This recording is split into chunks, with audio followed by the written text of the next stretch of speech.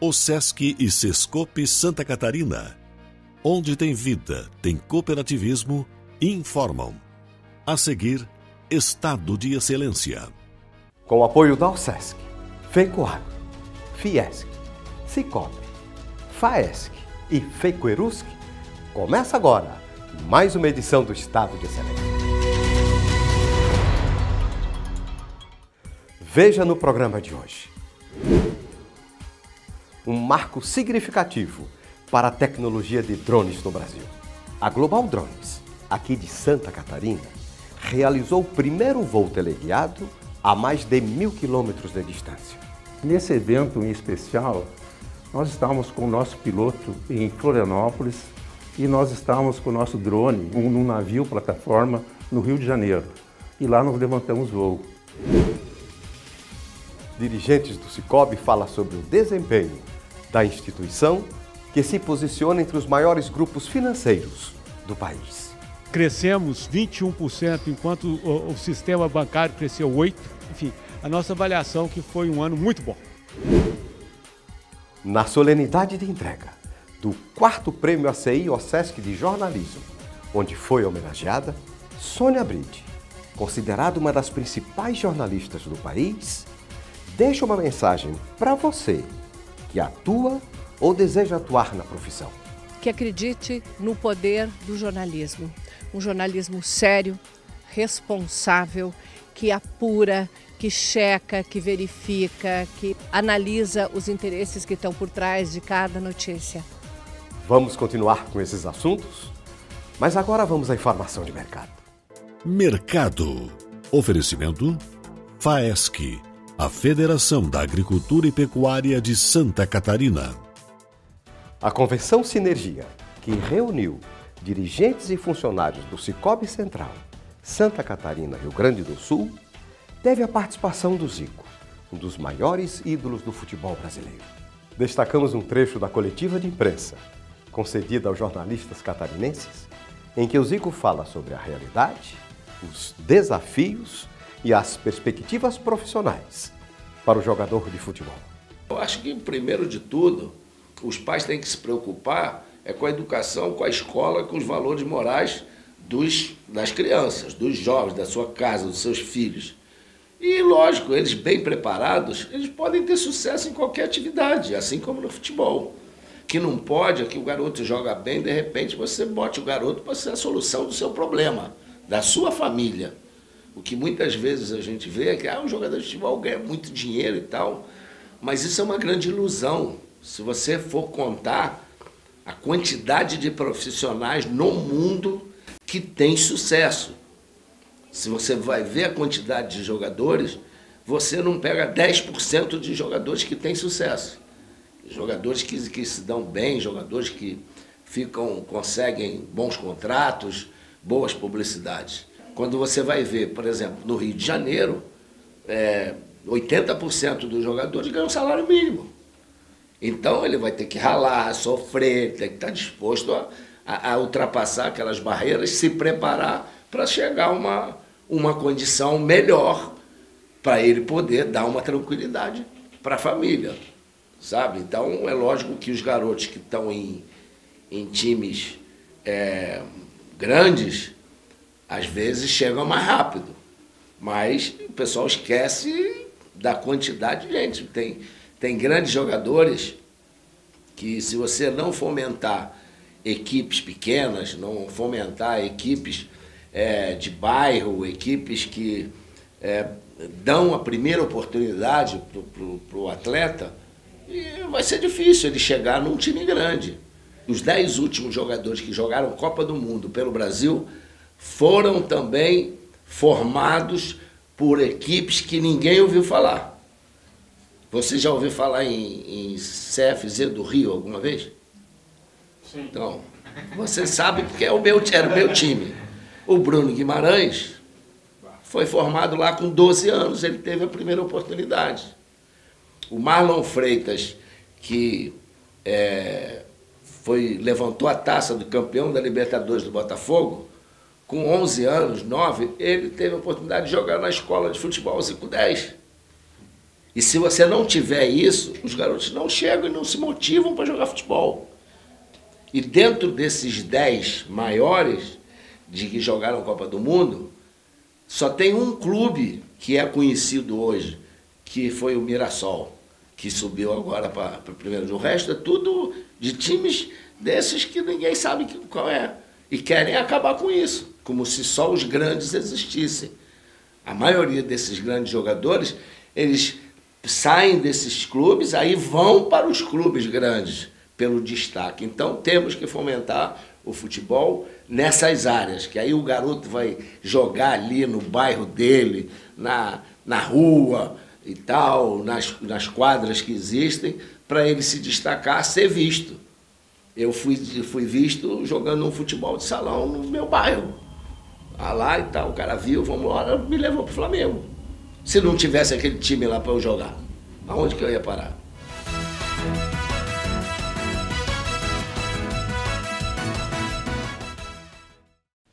Em um marco significativo para a tecnologia de drones no Brasil, a Global Drones, aqui de Santa Catarina, realizou o primeiro voo teleguiado a mais de 1.000 quilômetros de distância, com a aeronave operando nas instalações da Petrobras.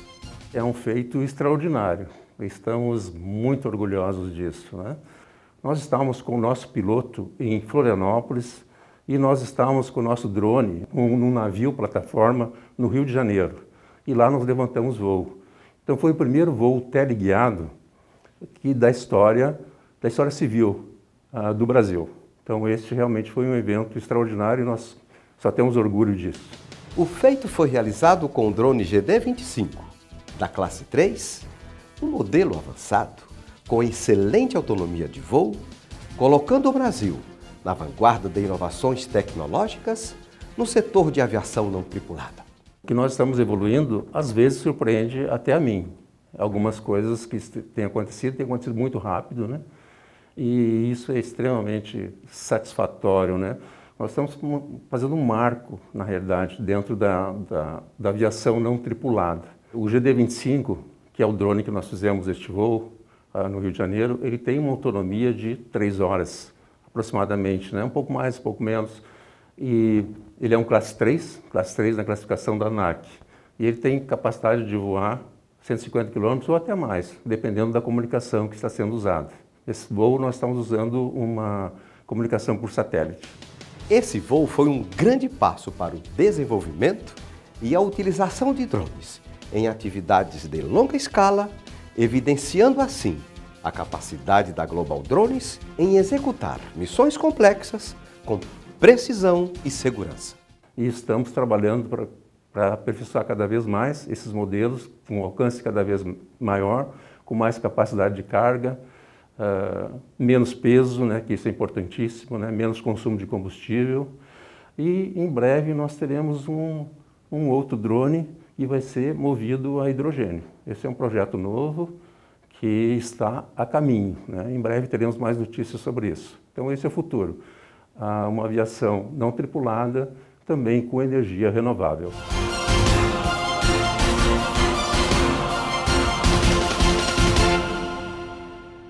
Durante a Convenção Sinergia, realizada em Florianópolis, conversamos com dirigentes do Sicob sobre o desempenho da instituição, que reúne mais de 8,5 milhões de cooperados e se posiciona entre os maiores grupos financeiros do país. Em 2024, nós continuamos a nossa trajetória de desenvolvimento, crescemos 21%, enquanto o sistema bancário cresceu 8%, portanto, crescemos mais forte do que o ritmo do sistema bancário, né?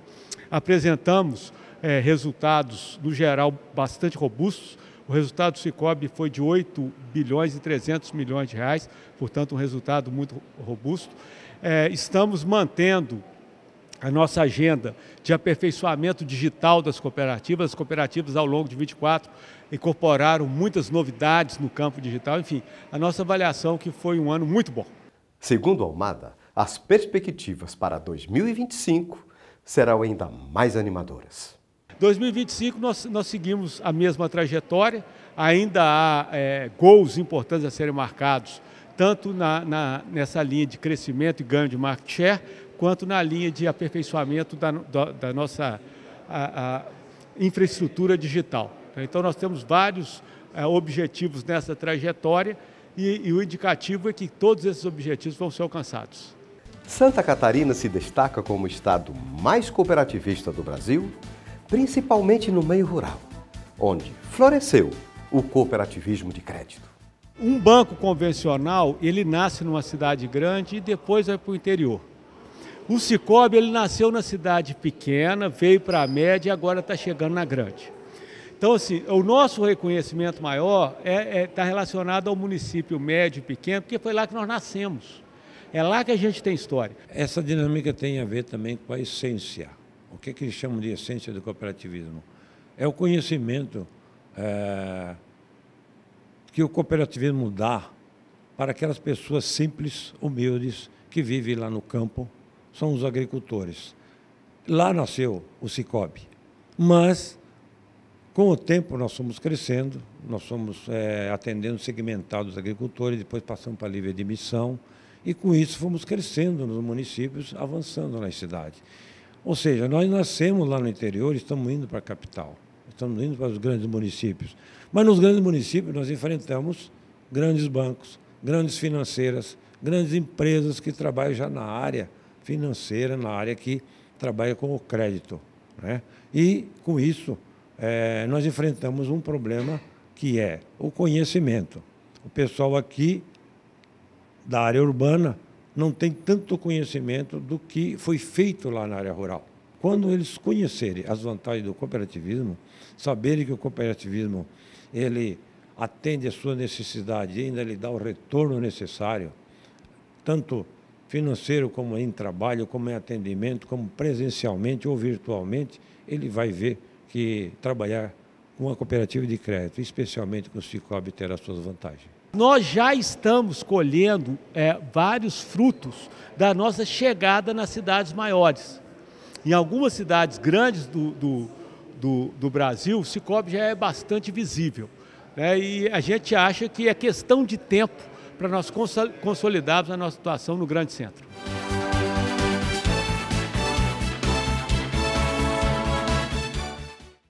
A solenidade de entrega do 4º Prêmio ACI OSESC, realizada dia 24 de março, no Auditório Antonieta de Barros, da Assembleia Legislativa de Santa Catarina, além de premiar as boas práticas do jornalismo catarinense, teve um reconhecimento especial.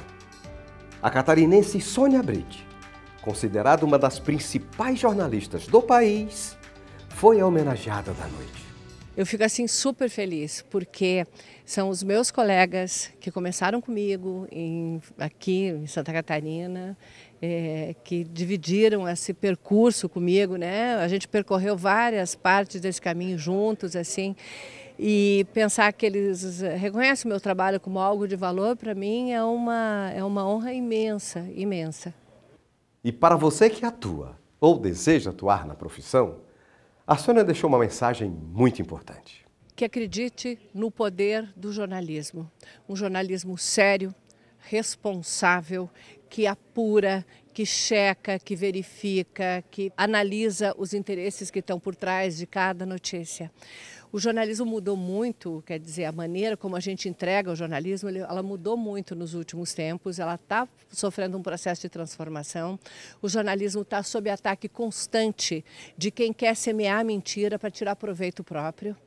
Porque o jornalismo não é uma propriedade dos jornalistas, o jornalismo é um direito do cidadão, do público, de ter acesso às informações, aos fatos, tais como eles foram, porque os fatos importam. Mesmo hoje em dia, que se propaga muito fatos alternativos à minha narrativa, à minha verdade, os fatos são os fatos. E quem trata dos fatos é o jornalismo profissional. E mais do que nunca, nesse momento em que o mundo está passando por uma transformação muito grande, e eu diria que não é para melhor, o jornalismo se transforma numa ferramenta essencial para que as pessoas possam tomar decisões educadas, informadas sobre o seu futuro, buscar o melhor para o próprio futuro, para o futuro de seus filhos, de seus netos.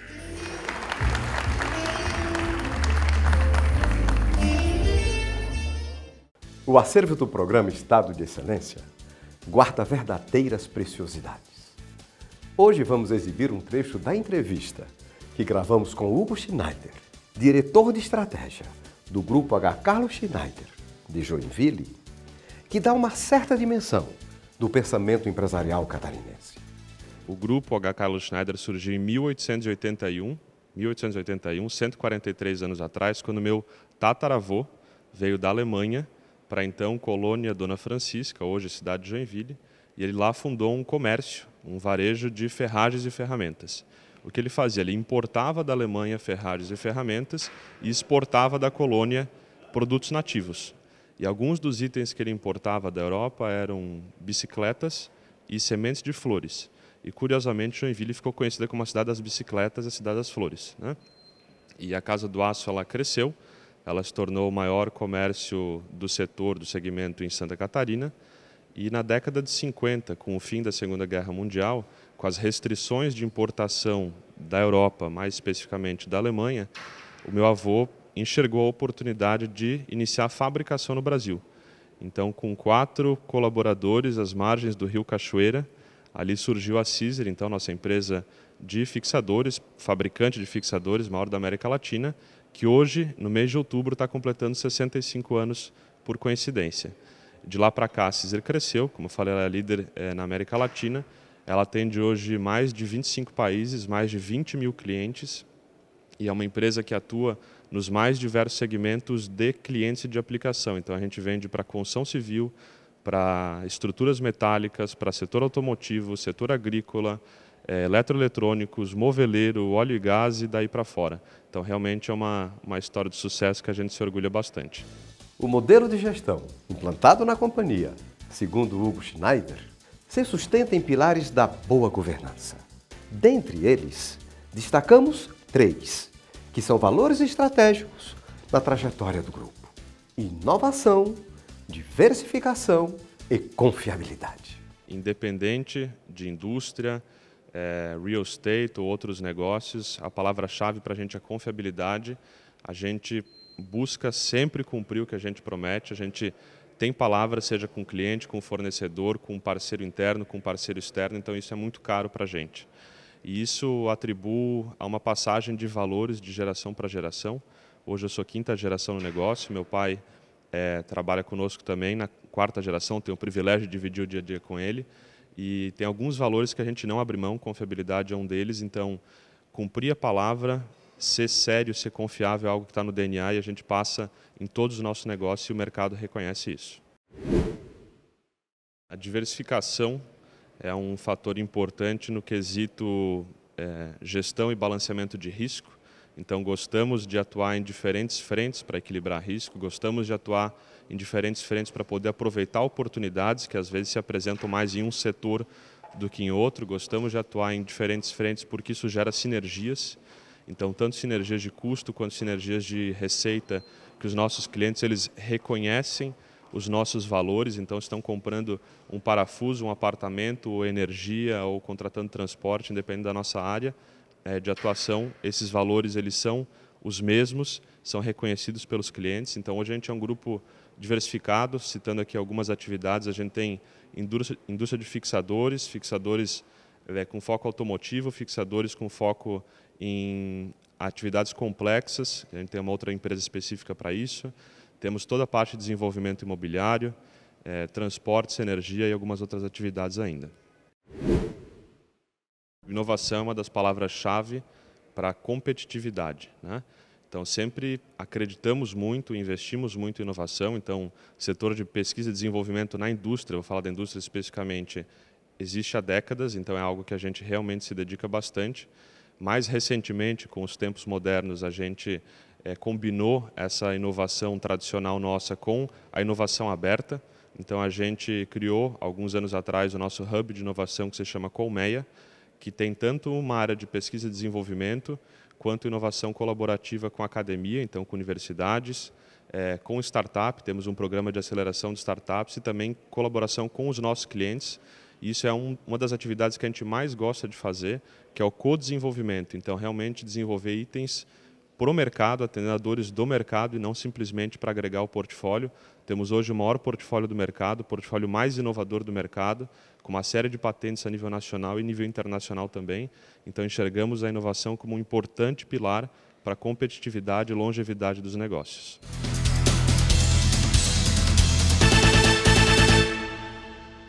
O setor produtivo de Santa Catarina abriga uma série de boas práticas. Uma delas é a capacitação empresarial. Vamos rever a matéria que exibimos em março de 2023, destacando o evento da Academia Fiesc de Negócios, que desenvolveu um programa de formação executiva visando preparar os membros da família para o processo de sucessão diante dos desafios e oportunidades de um mercado em constante evolução. A Fiesc criou a academia no contexto já de um processo que vinha acontecendo ao longo do final do século passado, início desse milênio, de mudança mundial e de necessidade do Brasil se adaptar para poder atingir patamares de desenvolvimento sustentável e Santa Catarina ser um case exemplar nesse processo. Com o surgimento da pandemia em 2020, isso se acentuou. E nós criamos um programa chamado, naquele momento, Travessia, para ajudar a indústria catarinense a enxergar oportunidades no meio daquela turbulência para poder ter saltos de performance a partir do momento que encerrasse esse processo. Isso efetivamente aconteceu e estão surgindo oportunidades que permitem a Santa Catarina aumentar a produtividade, aumentar a produção, aumentar o seu PIB industrial. Mas para isso acontecer, a gente tem que capacitar cada vez mais os empresários e trocar experiências entre eles, que nós temos muito conhecimento acumulado da indústria. Para isso criamos a academia. A academia é nada mais nada menos que um lugar para que nós possamos trazer conhecimento, compartilhar conhecimento e definir estratégias de aplicação para gerar resultados. Nós temos hoje um conjunto grande de projetos e produtos e a intenção é fazer com que cada vez mais isso se transforme em resultado na economia para que Santa Catarina tenha um PIB per capita maior, um PIB industrial maior e uma competitividade internacional. A Academia Fiesc de Negócios atua em diversas frentes de formação executiva.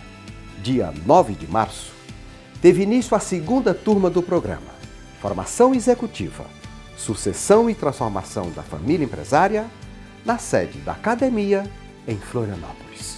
Nós estamos com 22 membros de famílias empresárias, né? E o propósito desse módulo, então, introdutório, é trazer um pouco da governança, explicar o que é a governança, o que é a sucessão e como os membros da família empresária se veem dentro do negócio, né? Qual o papel deles e qual é o ciclo de vida do negócio, como que eles fazem parte dessa transformação da sucessão dentro das empresas. Emily Frasner, da Urbano Alimentos, de Jaraguá do Sul, fala sobre a importância de participar do programa que visa preparar os membros da família para os desafios da sucessão. A Urbano é uma empresa que está há 63 anos no mercado, foi fundada pelo meu avô, Urbano Frasner, e hoje nós estamos passando pelo processo de sucessão da segunda para a terceira geração. Na segunda geração eles são em 6 sócios e nós da terceira somos em 17. Então, conforme os anos vão passando, a família vai crescendo, a complexidade dos negócios e das relações familiares também vai aumentando.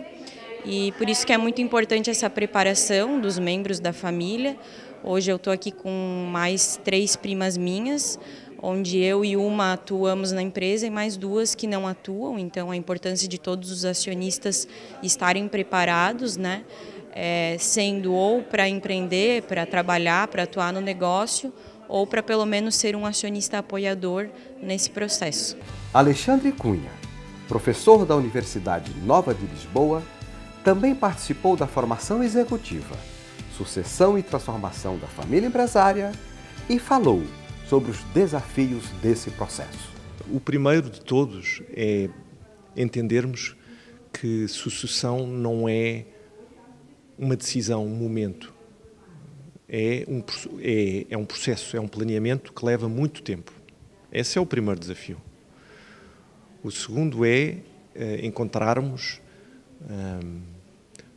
os mecanismos, os fóruns, as disciplinas que nos ajudam a percorrer esse processo. Também diria que, no mínimo, estamos a falar de um processo que leva 5 anos, no mínimo. Porque quanto mais cedo começarmos, mais podemos... Eu vou-lhe dar um exemplo. Um fundador, primeira geração, muito sucesso. O que é que acontece tipicamente? Há um apego, uma ligação emocional ao negócio. É quase como se fosse mais um filho, mais uma filha, não é? Na família. Então, eu posso ter este sonho de querer deixar o legado nas mãos da minha família. Mas posso perceber que não tenho essas condições, por várias razões. Então, quanto mais cedo eu fizer este planeamento, esta previsão, mais eu posso começar a dizer, tá bem, mas então eu tenho que ter um plano A, mas também tenho que ter um plano B e um plano C. Quais são esses planos A, B e C? Então, tudo isto leva tempo.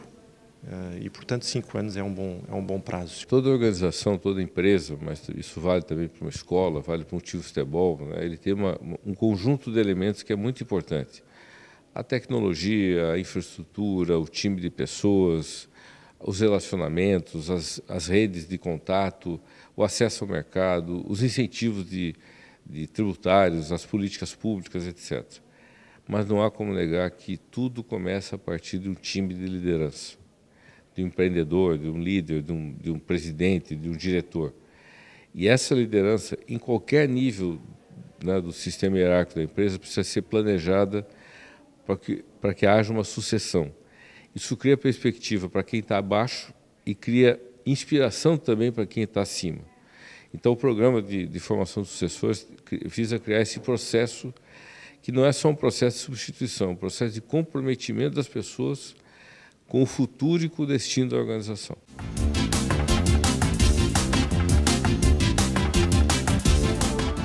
E o programa de hoje termina aqui. Se você deseja rever matérias desse programa e também dos anteriores, acesse estadodeexcelência.com.br. A gente se vê na próxima semana em mais um caso de excelência. Um grande abraço e obrigado por acompanhar o nosso trabalho.